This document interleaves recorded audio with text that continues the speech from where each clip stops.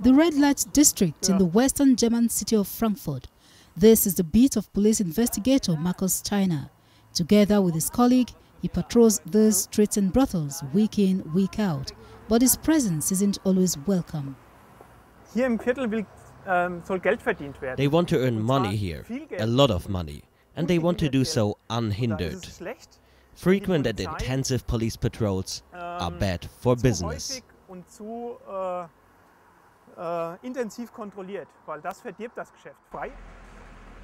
Just about every building here is a brothel. Many of them have Nigerian prostitutes in their rooms. In the red house I would say there are none. In house number 45 there are some. None in number 47. The owner doesn't take Africans anymore. He learned from his mistakes.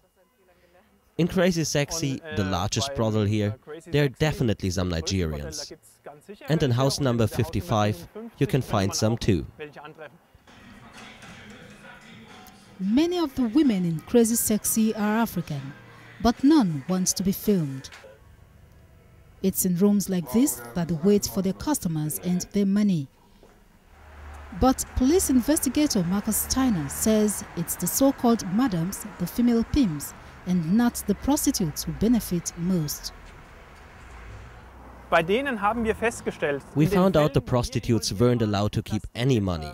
They had to hand over all their earnings. They just had enough to pay for their room and for their basic needs. Everything else went to the madame.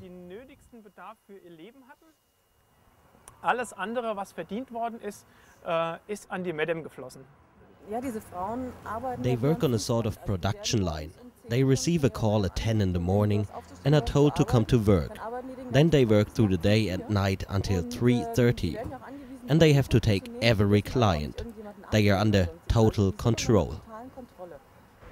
Sex customers have plenty of stories to tell. On condition of anonymity, this local businessman tells us of his brush with human trafficking. He regularly visited Precious, a prostitute he discovered had been trafficked from Nigeria. When I met her first time, she was lying on her bed. I see that she is very young, maybe 21, 22 years. And she seemed not to sleep. She was just lying on the bed. She did not react on my approach. I speak to her, hello, and she did not react, and I had the feeling that she was feeling bad. When we speak, sometimes she just sprang up, walk around in the room like a wild animal that's living in a cage. He reported the case to the authorities. The result was one of Germany's largest trials against human traffickers, and a new life for Precious, a source of satisfaction for a former client.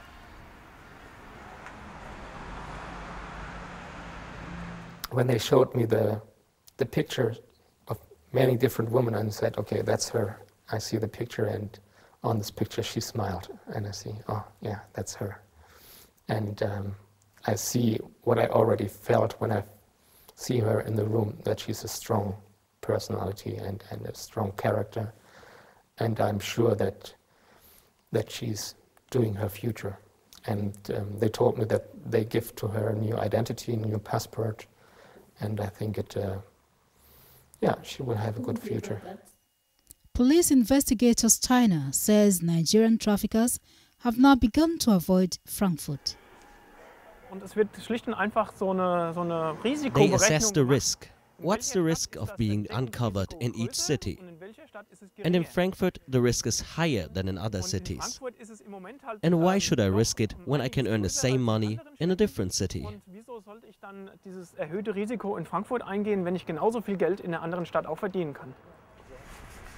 Because of the police controls, most of the trafficked prostitutes formerly in Frankfurt have now moved to smaller German cities.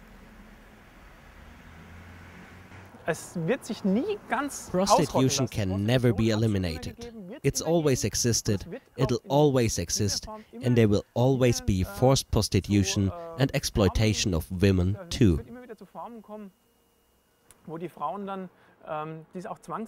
zwangsweise machen müssen und dann sich auch zwangsweise prostituieren müssen und auch ausgebeutet werden. But Steiner hopes other cities will now follow Frankfurt's example. He believes a visible presence in Germany's red light district can make a difference.